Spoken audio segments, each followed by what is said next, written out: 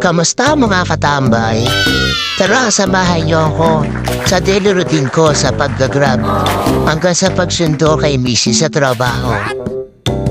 Magkakape muna ako para mainitan ng Django. Nag-uumpisa ako mag-grab mga alas 10 ng umaga pero nagigising na ako mga alas 8. Habang si Mrs. naman ay nag-aasikaso dahil papasok na rin siya sa trabaho. Halos sabay na rin kaming lumabas ng bahay nito. Medyo mauunang halang ako sa kanya. Ang maiiwan niya pala muna dito sa bahay yung buso naming anak na lalaki. Okay lang kasi namomonitor ko naman siya sa CCTV dahil nagpaalagay ako rito sa loob ng bahay para kahit pa paano natitignan-tignan ko siya. Palabas na ako ng bahay. Bye-bye! Pupunta na ako sa tambayan ko. Doon ako mag-uumpisang gumawa ng booking. Palapit lang din naman to sa may amin. Halos, hindi naman ganun kalayuan. Dito ako mag-uumpisa magantay ng booking. Sana ngayong araw na to iswertehin at magtuloy-tuloy. 10:30 na pala ako halos namating dito.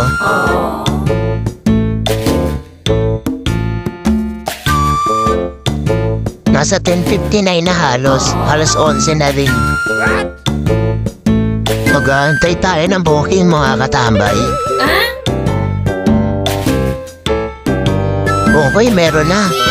Buena mano.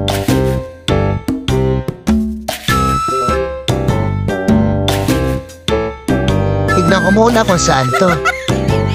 Nako, medyo malayo pala yung merchant na pumasok sa akin. Nasa may kabila, nasa Hulo McDonald's. Nakatambay ako sa Concepcion. Teka lang, pick upin ko muna yung order sa unang buena mano. Pick up po.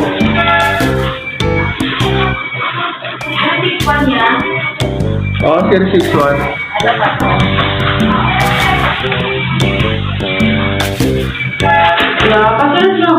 Thank you, sige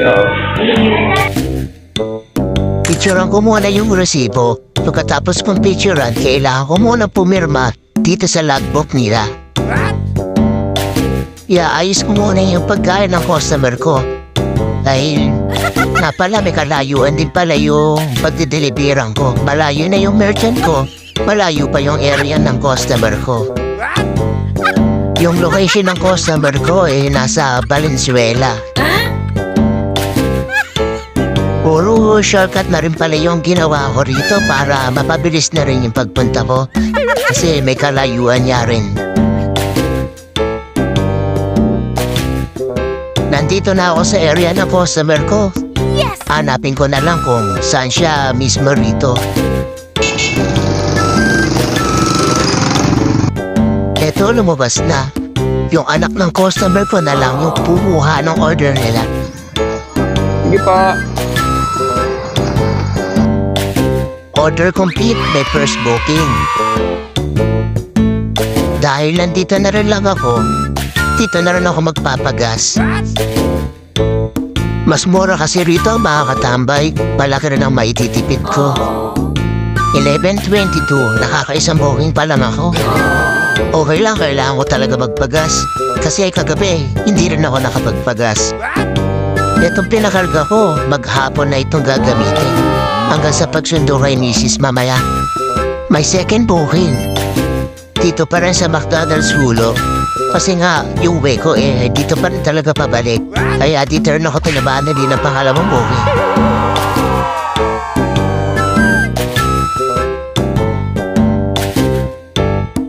Buti naman dito lang din sa area namin yung pagdideliveran ko sa pangalawang booking ko.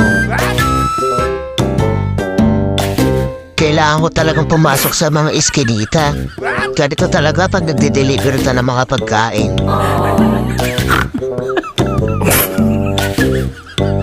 Dito sa pangalawang customer ko, medyo nagtagal ako sa kanya.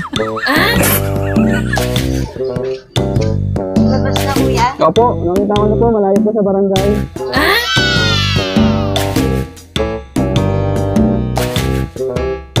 Ito, may third booking. Dito ulit sa merchant na to, kita sa McDonald's Hulo.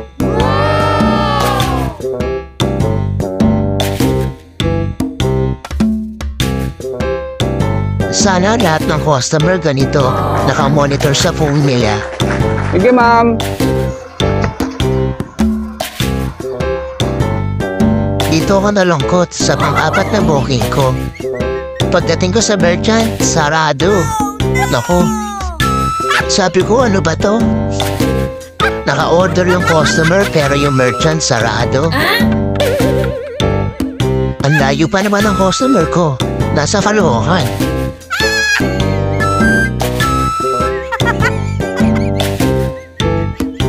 Nasa Mabini Street ng customer ko. Medyo malayo, ha? Lumabas yung may-ari na merchant at kinausap ako. Sabi sa akin, gagawan daw nila ng paraan yung order ng customer ko.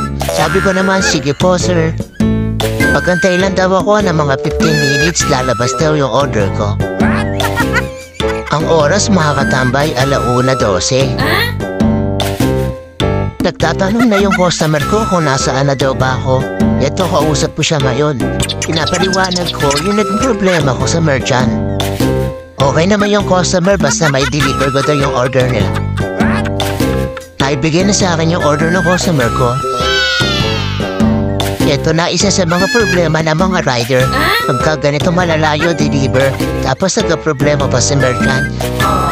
Kailangan mo rin magmadali. Kasi syempre yung customer nagkatay din na matagal para sa order nila.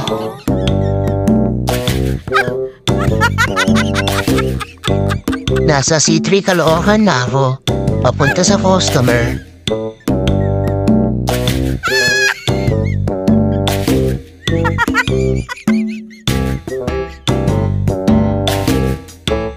Nandito na ako sa area ng customer ko. Hinahanap ko na lang yung instruction niya.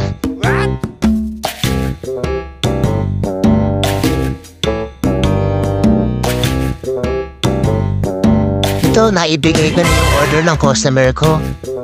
Magkukumplete lang muna ako rito. Tapos kailangan ko ulit pumalik sa area ko. Nandito nga pala ako sa Paho. Itong area na to, mga guys, bilihan ng mga furniture. Marami mga mura dito.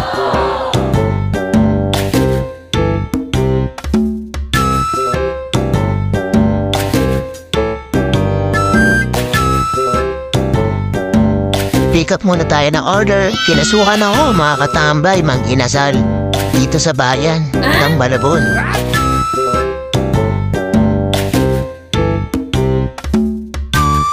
Pick upin ko na yung order ng customer ko.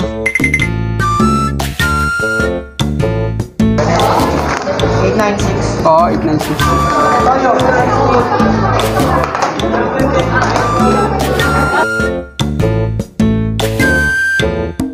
Tara mga katambay, samahan niyo ako ulit i-deliver itong order ng customer ko. Medyo may kalapitan lang din naman ito sa lugar na to. Bago pa lang ako umalis sa merchant, kausap ko na mga katambay yung customer ko. Na kung pwede, abangan niya na lang ako sa labas. Ay, abot ka na mga katambay yung order niya.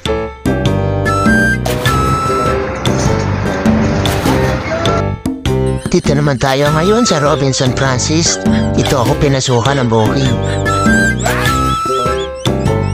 Ganito talaga, hindi mo alam kung ano mga papasok sa iyong merchant at di mo rin alam kung saan lugar ka mapupunta.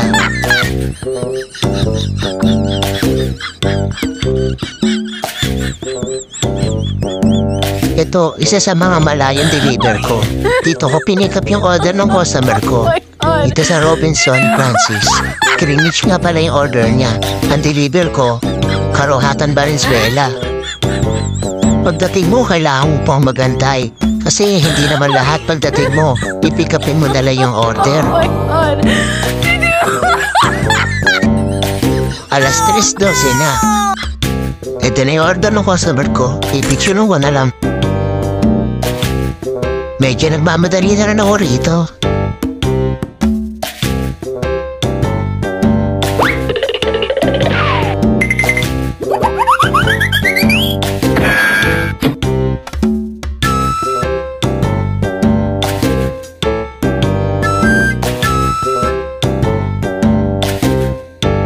Ito mga katambay, tatamid na ako ng MacArthur Valenzuela.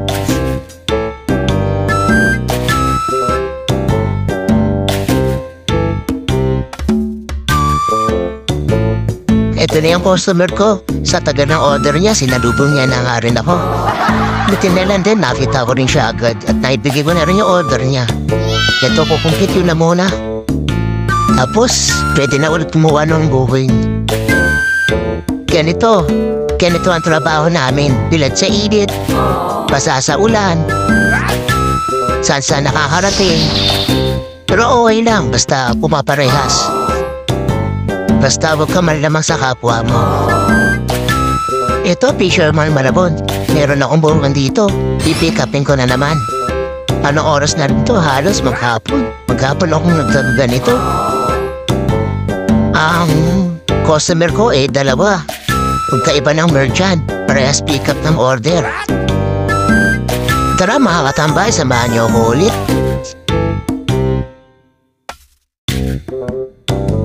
Ito yung isa kong booking. Kung tawagin nga pala ito batch order. Magkaiba ng merchant, sabay deliver sa customer. Kaya minsan nagtataka yung customer bakit ang tagal daw namin. Hindi nila alam nangyayari talaga ito. Nagbabatch yung order nila. Ito naman yung pangalawang booking ko. Kasabay ng isa kong order. Resibo po.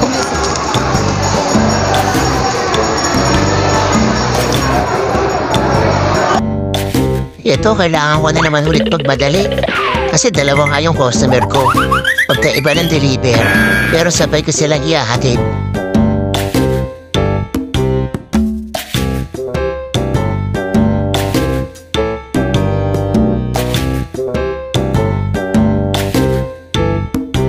Ang unang customer ko, taga Navotas. Ito ko'y di-deliver yung una kong customer.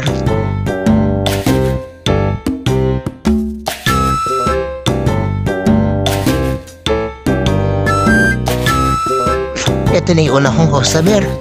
Dadrop ko muna. Tapos meron pa tayong pangalawang customer. Kailangan ko rin ma-deliver. Balik na naman ulit ng Malabon. Yung customer ko kasi taga Malabon.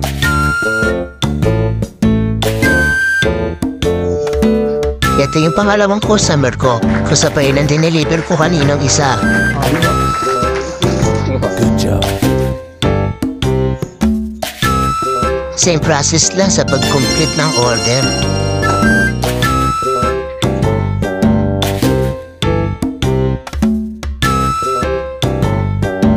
$4.55 na ng hapon.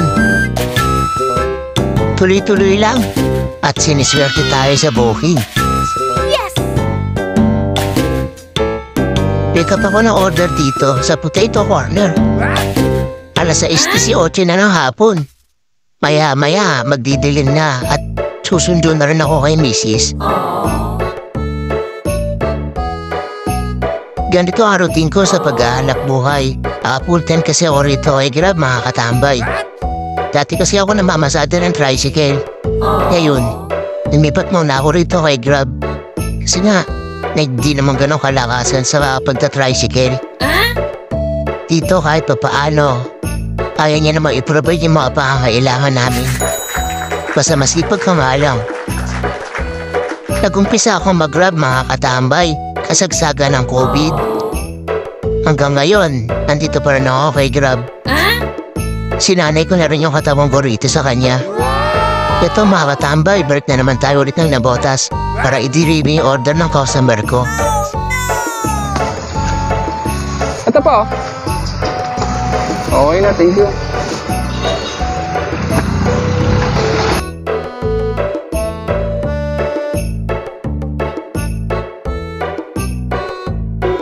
Eto, may booking na naman. Mukhang malayo na naman yung merchant na pumasok sa akin. Mukhang babalik na naman yata uli ako ng Fisher Mall na dito ako sa may loob ng Navotas. Ikalayuan din magwala rito hanggang Fisher Mall.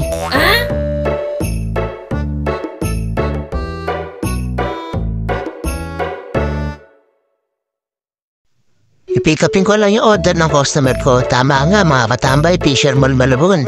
Doon ko kukunin yung order ng customer ko. Balik na naman uli. Kaling akong nabotas, eto yung pumasok sa akin. Alas gabi na rin, nagmamadali na rin ako rito. Maya-maya lang susundo na rin ako kay Mrs. sa trabaho niya. Ito mga katambay, Fisher Mall Malabon.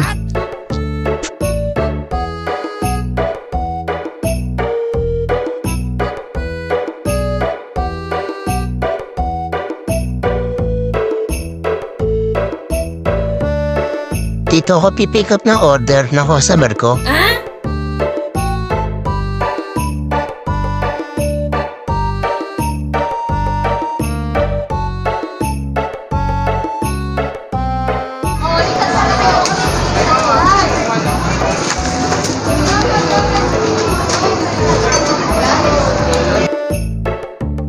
Kailangan ko na rin magmadali dahil anong oras na rin.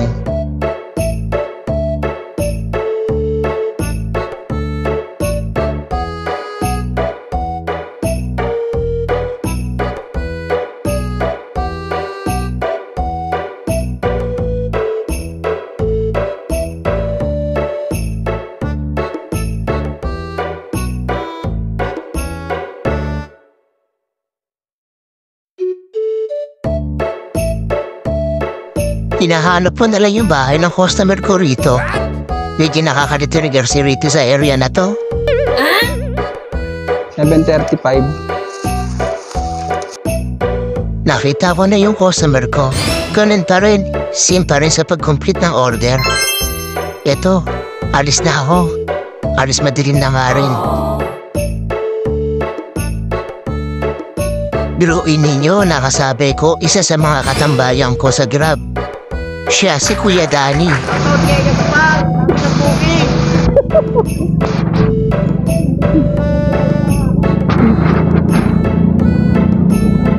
Shout out daw sa isa sa mga kasama namin sa katambayan.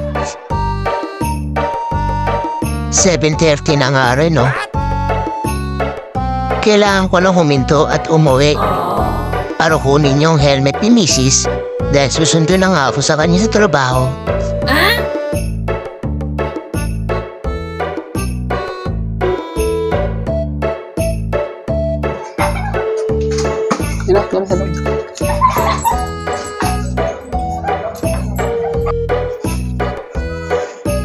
Bye.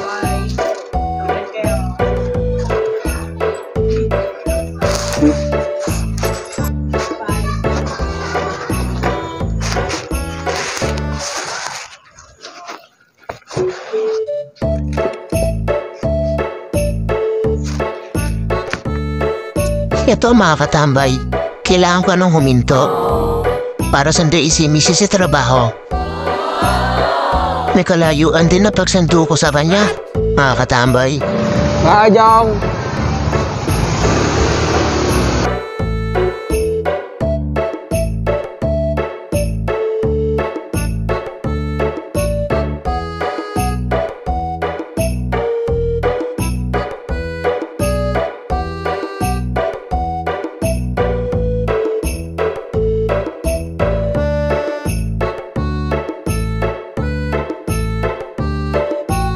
Alam niyo ba mga katambay kung saan ako susundo at kung saan pumapasok si Mrs. sa trabaho?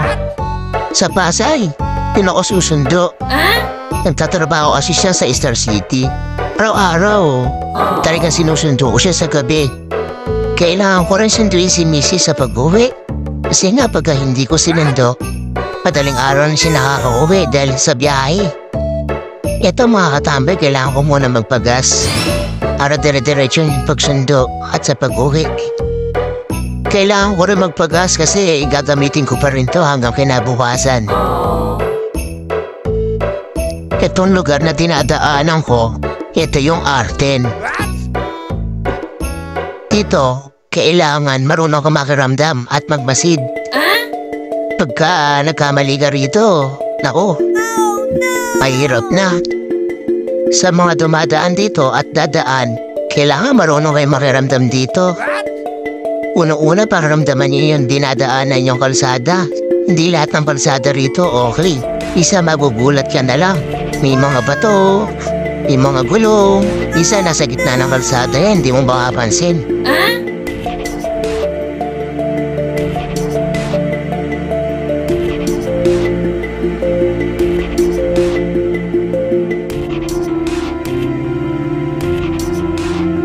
At kailangan niya rin mag-ingat dito sa mga kasabay niyang truck. Huwag kayong basta singit na singit. O kaya naman, kung tatabi ka sa truck, kailangan bumusina ka ng bumusina para alam niya na meron siyang kasabay. Dito na ako sa rotonda.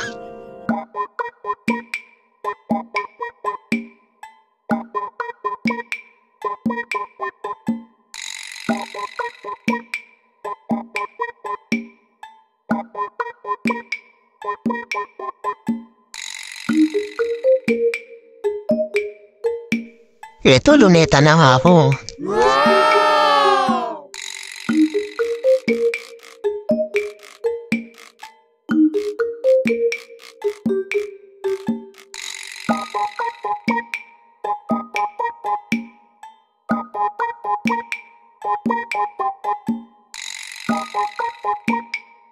Malayo ba mga katambay?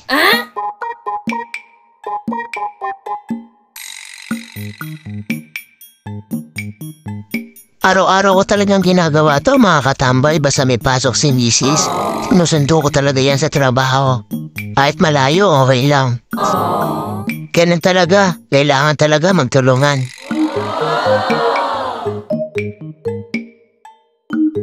Ito na mga katambay, nandito na ako. Nandito na ako sa Star City.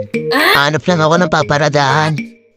Pagkatating ko dito mga katambay, mag-aantay pa ako sa kanya mabas. Kaya mahaba rin yung oras na pag-aantay ko sa kanya. Nangyayari nga, nakakaramdam na rin ako ng pagod dahil siyempre nakapagpahinga na ako ng ilang minuto. Tsaka ko pala nararamdaman yung pagod ko sa maghapon na pagkatrabaho sa kalsada sa paggagrab.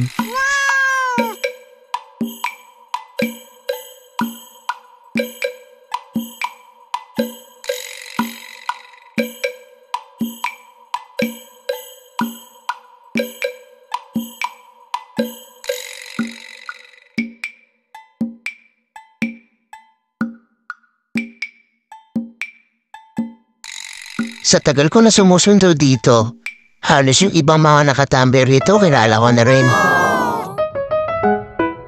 Kagaya nitong kausap ko, si Tatay Roger. Ito nga, nakamasada ng tricycle yan dito sa Star City.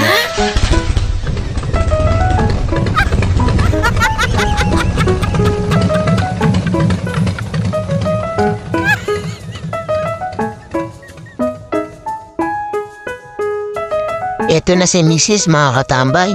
Nakalabas na ng trabaho.